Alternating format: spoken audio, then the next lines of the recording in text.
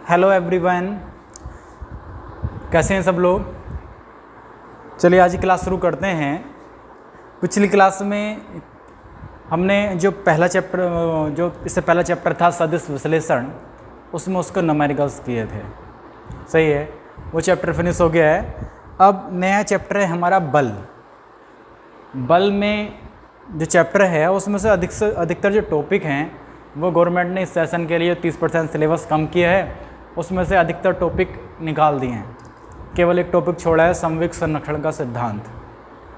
सही है, बल, जड़त्व, बल, न्यूटन के गति विषयक नियम 3, वो सारे के सारे गवर्नमेंट ने इस साल के लिए सिलेबस से निकाल दिए हैं। केवल जो छोड़ा है टॉपिक वो छोड़ा है संवेग संरक्षण का सिद्धांत। तो इस चैप्टर में केवल मैं वही बताने वाला हूँ, संवेग क्या होता है और संवेग संरक्षण का सिद्धांत क्या होता है। वैसे संवेग भी निकाल दिया है, पर संवेग संरक्षण का सिद्धांत पढ़ने से पहले संवेग समझ में आना चाहिए। संवेग क्या होता है? किसी गतिमान वस्तु के द्रव्यमान तथा वेग के गुणनफल को, किसी गतिमान वस्तु के द्रव्यमान तथा वेग के गुणनफल को उस वस्तु का संवेग कहते हैं। इसे P से प्रदर्शित करते हैं।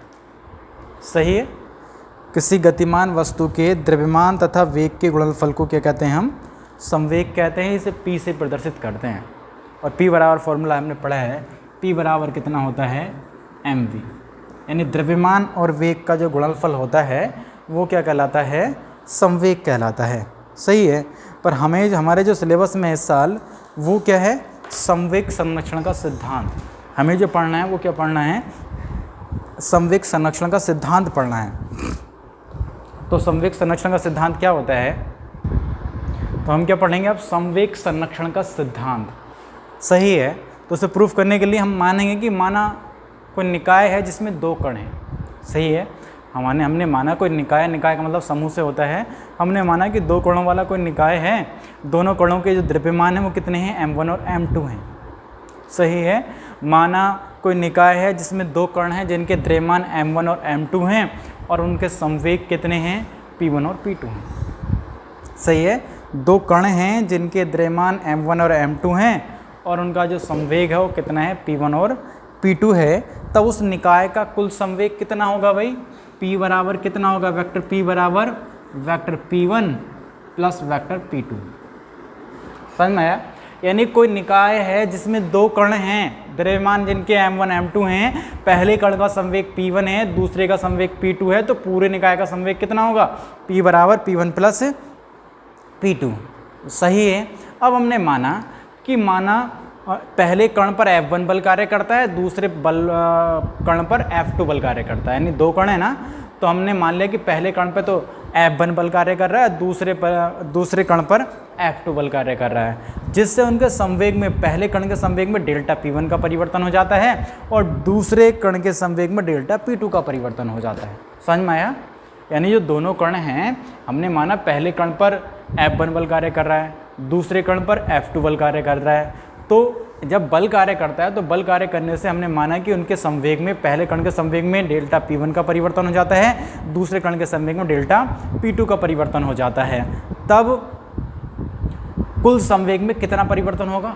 कुल संवेग में परिवर्तन हुआ डेल्टा P बराबर, वेक्टर फॉर्म में दिखाएं या, डेल्टा P1 और डेल्टा P2। सही है, यानी हमने माना है कि पहले कण पर F1 बल कार्य कर रहा है, दूसरे पर F2 बल कार्य कर रहा है, जिससे उनके संवेग में परिवर्तन हो जाता है। पहले कण के संवेग में डेल्टा P1 का, दूसरे कण के संवेग में डेल्टा P2 का परिवर्तन हो जाता है। तब कुल संवेग में जो परिवर्तन होगा वो कितना होगा? थोड़ा बड़ा लिखता हूँ, छोटा था, दिख नहीं रहा था। डेल्टा P बराबर delta P1 plus delta P2। सदिश रूप में दिखाएं तो वेक्टर लगा सकते हैं। सही है। अब हमने क्या किया? दोनों तरफ क्या करें? डेल्टा T से भाग कर रहे हैं। डेल्टा T से भाग करें तो कितना आएगा? ये delta P upon delta T, delta P1 upon delta T plus delta P2 upon delta T। सही है। अब यदि क्या हो इसमें, यदि डेल्टा T क्या हो? अत्यंत सूक्ष्म हो, सही है, तो लिमिट लगाते हैं, डेल्टा को कैसे बदलते हैं, डी में कितना हो जाएगा, D P upon D T बराबर D P one upon D T plus D P two upon D T. सही है। अब ये आ गया है। अब न्यूटन का दूसरा नियम होता है कि किसी वस्तु के संवेग परिवर्तन की दर, किसी वस्तु के या किसी कण के संवेग परिवर्तन की दर उस वस्तु पर आरोपित बल के बराबर होती है। मतलब न्यूटन के दूसरे नियम के अनुसार delta P upon delta T बराबर कितना होता है, एफ होता है। सही है। तो हमने लिखा यहाँ delta P upon delta T, delta P one upon delta T क्या होगी, ये पहले कण पर आरोपित बल कितना था उस पर, F1, तो वेक्टर F1, और इसे लिख सकते हैं हम कितना, वेक्टर F2। सही है। तो क्या लिख सकते हैं इसे भाई, delta P upon delta T बराबर F1 प्लस F2 को, यानी पहले कण पर कार्य करने वाला बल F1 है, दूसरे पर कितना F2 है, तो हमने माना कुल बल कितना बल कार्य कर रहा है, दोनों का योग F, तो इसे लिख सकते हैं कितना हम, वेक्टर F। सही है। ये आया है delta P upon delta T equal कितना, वेक्टर F। सही है। अब यदि क्या हो इसमें, यदि F बराबर कितना हो, 0, यदि F बराबर कितना हो, 0 हो। 0 का मतलब क्या है भाई, 0 कब, F का मतलब उस निकाय पर कार्य करने वाला बल 0 हो, उस निकाय पर कोई बल कार्य ना कर रहा हो। F का मान 0 होने का मतलब यही तो है कि उस निकाय पर कोई बल कार्य ना कर रहा हो। तब कितना आएगा भाई, delta P upon delta T बराबर कितना, 0, यही तो आएगा। सही है। अब डेल्टा टी को उधर भेज दीजिए, कितना हो जाएगा, डेल्टा P बराबर डेल्टा टी की 0 से गुणा करें कितना आएगा, 0। सही है। दोनों तरफ समाकलन करेंगे हम, समाकलन dp और समाकलन 0, तो dp का समाकलन कितना हो जाएगा भाई, dp का समाकलन p,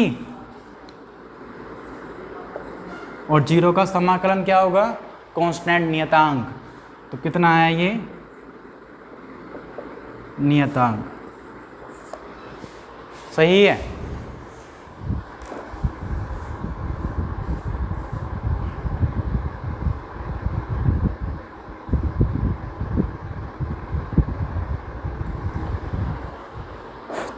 तो वेक्टर p बराबर क्या आ गया, नियतांक। यहीं से हम संवेग संरक्षण का सिद्धांत देते हैं। देखो p बराबर, p क्या है, उस पिंड का, उस निकाय का कुल संवेग। p क्या था, उस निकाय का कुल संवेग। यहाँ क्या रहा है, p बराबर आ रहा है नियतांक, यानी निकाय का कुल संवेग नियत रहता है। कब नियत रहता है, जब हमने f बराबर कितना लिया है, 0 लिया है। f क्या है, उस निकाय पर कार्य करने वाला बाह्य बल। तो यहीं से हम संवेग संरक्षण का सिद्धांत देते हैं कि यदि किसी निकाय पर कोई बाह्य बल कार्य ना कर रहा हो, यदि किसी निकाय पर कोई बाह्य बल कार्य ना कर रहा हो, तो उस निकाय का या उस पिंड का कुल संवेग नियत रहता है। इसी को हम कहते हैं रेखीय संवेग संरक्षण का सिद्धांत। आई बात समझ में। देखिए हमें क्या करना था, हमें संवेग संरक्षण का सिद्धांत निकालना था। तो हमने शुरू से क्या किया था, हमने माना था कि कोई निकाय है जिसमें 2 कण हैं जिनके द्रव्यमान m1 m2 हैं, और पहले कण का संवेग p1 है, दूसरे का p2 है। तब उस पिंड का, उस निकाय का कुल संवेग कितना होगा, p बराबर p1 प्लस p2। ये माना हमने। अब हमने माना कि उन दोनों कोणों पर 2 अलग अलग बल कार्य करते हैं। पहले कण पर F1 बल कार्य करता है, दूसरे कण पर F2 बल कार्य करता है। जब हम उस पिंड पर बल लगाएंगे, बल लगाने से उसका वेग बदलेगा, जब वेग बदलेगा तो उसका संवेग बदलेगा। तो हमने यही माना है कि बल लगाने से पहले कण के संवेग में डेल्टा P1 का परिवर्तन हुआ, दूसरे कण के संवेग में डेल्टा P2 का परिवर्तन हुआ। तो हमने माना कुल संवेग में परिवर्तन कितना होगा, डेल्टा P बराबर delta P1 plus delta P2। अब हमने क्या किया, दोनों तरफ क्या कर दिया, डेल्टा टी से भाग कर दिया है। तो डेल्टा टी से भाग करने का मतलब कर दिया। अब हमने माना यदि डेल्टा टी अत्यंत सूक्ष्म है तो डेल्टा को डी में बदल दिया, तो D P upon D T हो गया बराबर D P one upon D T और D P two upon D T. सही है। अब न्यूटन के दूसरे नियम के अनुसार संवेग परिवर्तन की दर उस कण पर आरोपित बल के बराबर होती है, तो delta P one upon delta T को लिख सकते हैं हम F1, delta P two upon delta T two को लिख सकते हैं हम F2। तो delta P upon delta T बराबर कितना आ गया, F1 प्लस F2। F1 पहले कण पर कार्य करने वाला बल, F2 दूसरे कण पर कार्य करने वाला बल। हमने मान लिया F1 प्लस F2 कितना हो गया, कुल बल F, यानी पूरे निकाय पर, पूरे पिंड पर कार्य करने वाला कुल बल कितना हो गया, वेक्टर F हो गया है। तो delta P upon delta T बराबर कितना आ गया, F।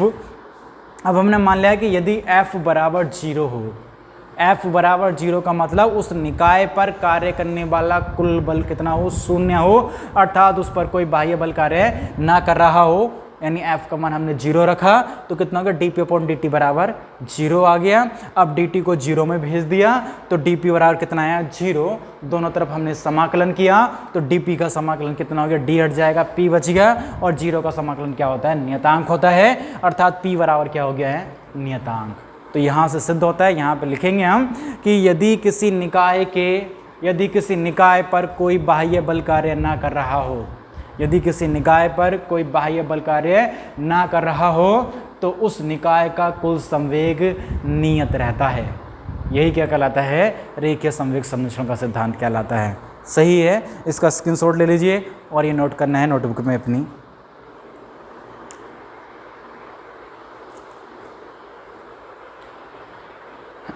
सही है, चलिए अगले टॉपिक पर चलते हैं। अब अगला जो टॉपिक है हमारा वो क्या है, घर्षण बल। सही है, घर्षण बल क्या होता है,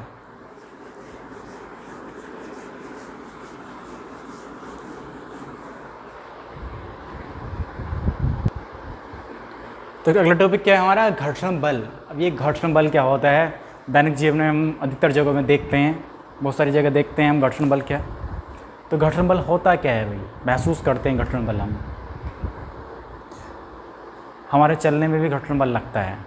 सही है, हम किसी वस्तु को लुढ़का कर छोड़ देते हैं तो कुछ देर बाद वो क्या रुक जाती है, किसके कारण, घर्षण बल के कारण।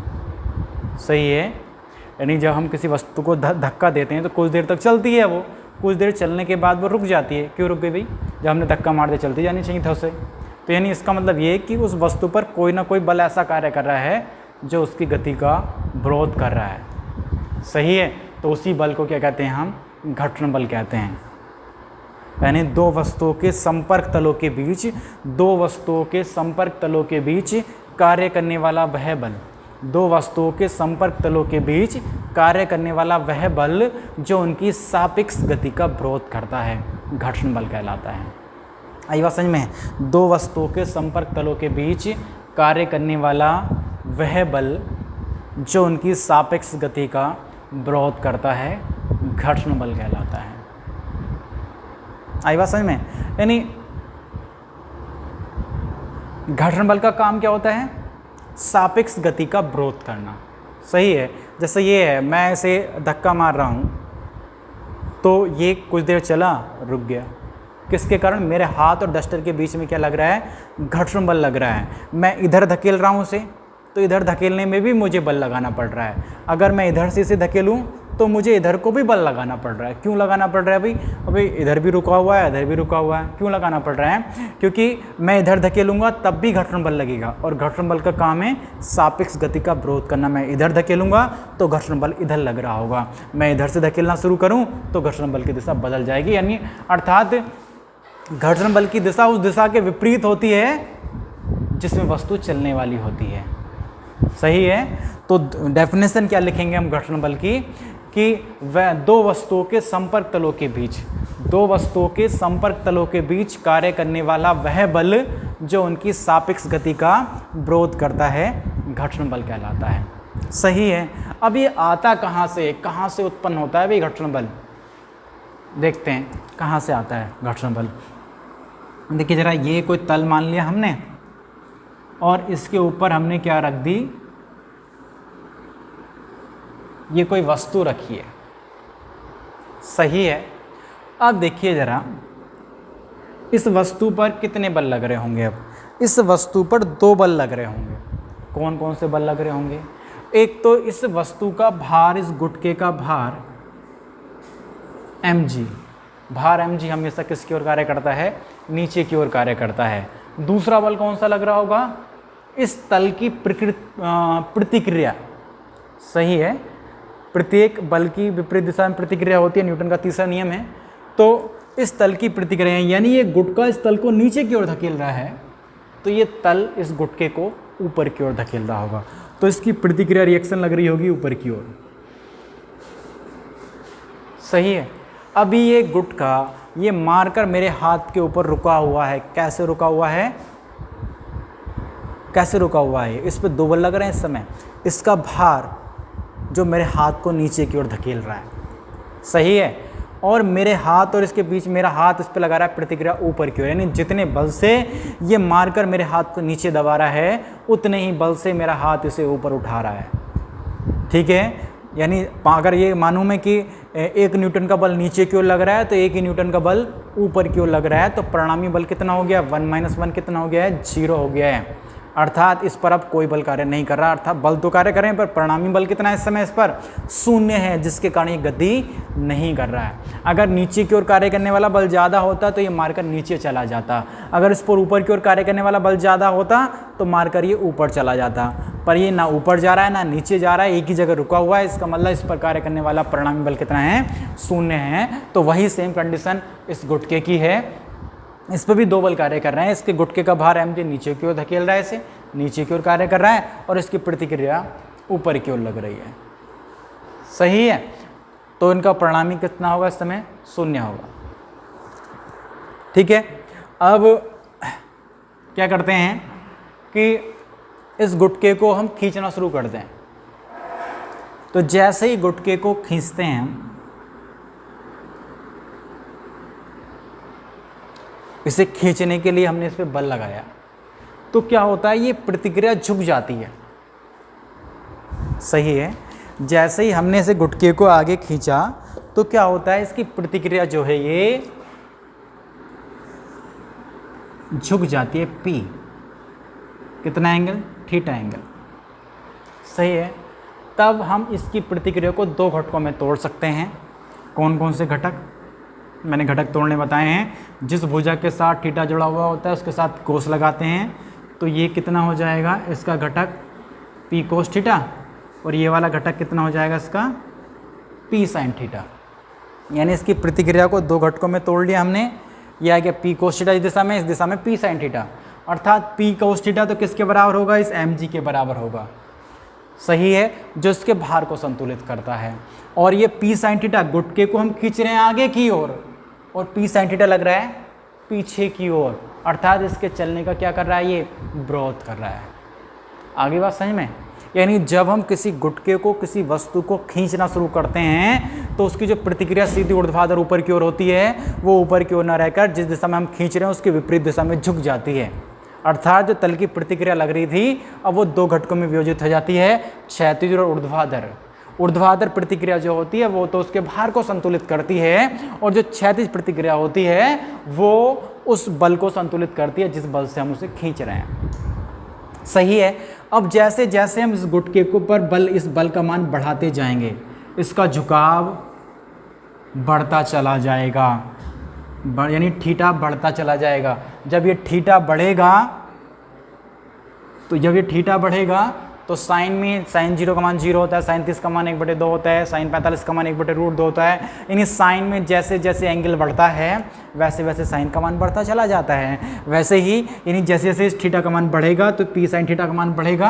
यानी जैसे जैसे हम आरोपित आगे की ओर कार्य करने वाला बल बढ़ाएंगे, वैसे वैसे पीछे की ओर कार्य करने वाला बल भी लगातार बढ़ता चला जाएगा।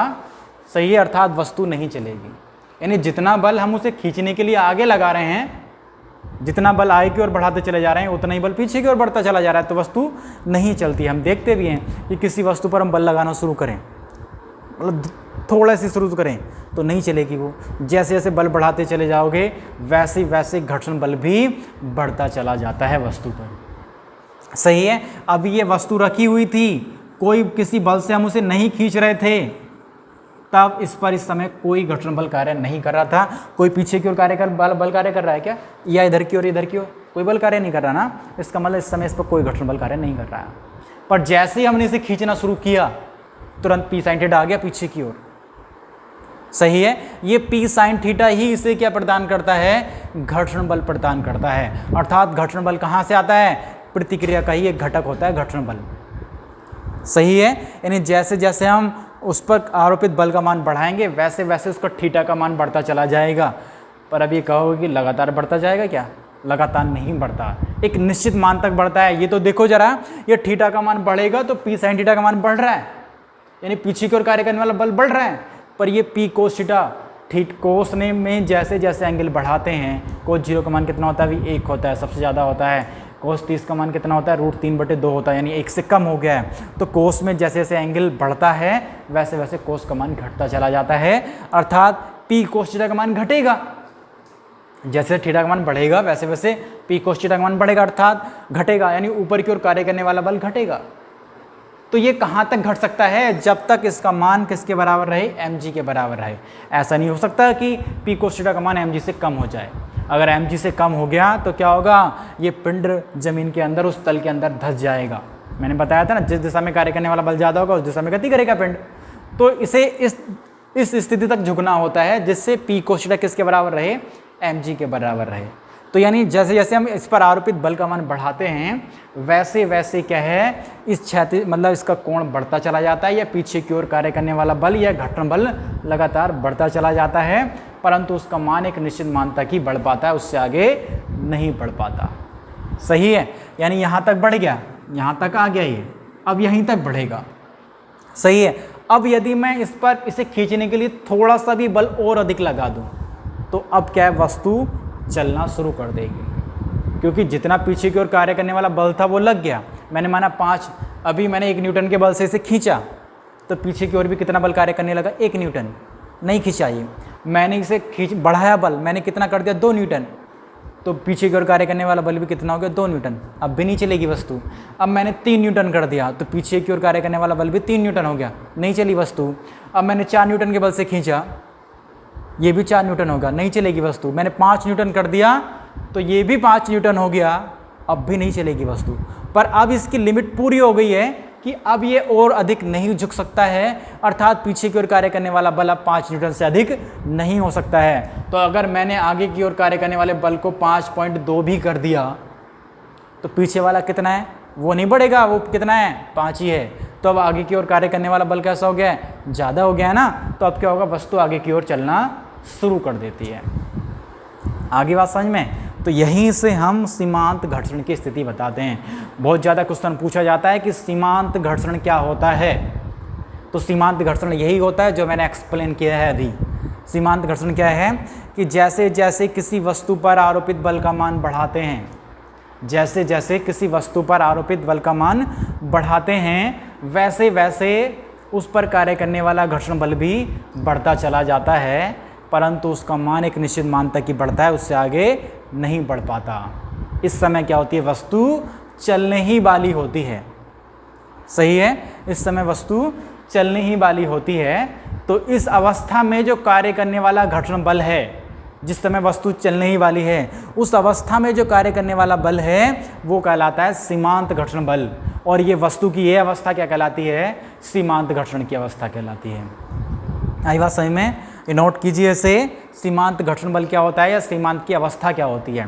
तो सीमांत की अवस्था यही होती है कि जैसे जैसे किसी वस्तु पर आरोपित बल का मान बढ़ाते हैं खींचने के लिए, जैसे जैसे किसी वस्तु पर आरोपित बल का मान बढ़ाते हैं वैसे वैसे उस वस्तु पर आरोपित घर्षण बल भी लगातार बढ़ता चला जाता है, परंतु उसका मान एक निश्चित मान तक ही बढ़ता है, उससे आगे नहीं बढ़ पाता। इस समय वस्तु चलने ही वाली होती है। यदि हमने थोड़ा सा बल भी और आगे बढ़ाया तो वस्तु चलना शुरू कर देगी। तो इस अवस्था में जो कार्य करने वाला बल होता है, सही है, तो इस अवस्था में जो वस्तु और तल के बीच में जो बल कार्य कर रहा है उस बल को कहते हैं हम सीमांत घर्षण बल। और वस्तु की अवस्था क्या कहलाती है, सीमांत घर्षण की अवस्था कहलाती है। सही है, ये मोस्ट क्वेश्चन है चैप्टर का, सीमांत घर्षण बल। नोट करना है इसे। सही है, तो ये तो हो गया सीमांत घर्षण। घर्षण बल बता दिया। घर्षण बल क्या होता है? दो वस्तुओं के संपर्क तलों के बीच कार्य करने वाला जो बल होता है, जो उनके सापेक्ष गति का विरोध करता है, वो क्या कहलाता है? घर्षण बल कहलाता है। और सीमांत घर्षण बल क्या होता है? घर्षण बल के अधिकतम मान को शॉर्ट में लिखना चाहें कहेंगे तो घर्षण बल के अधिकतम मान को ही क्या कहते हैं? हम सीमांत घर्षण बल कहते हैं।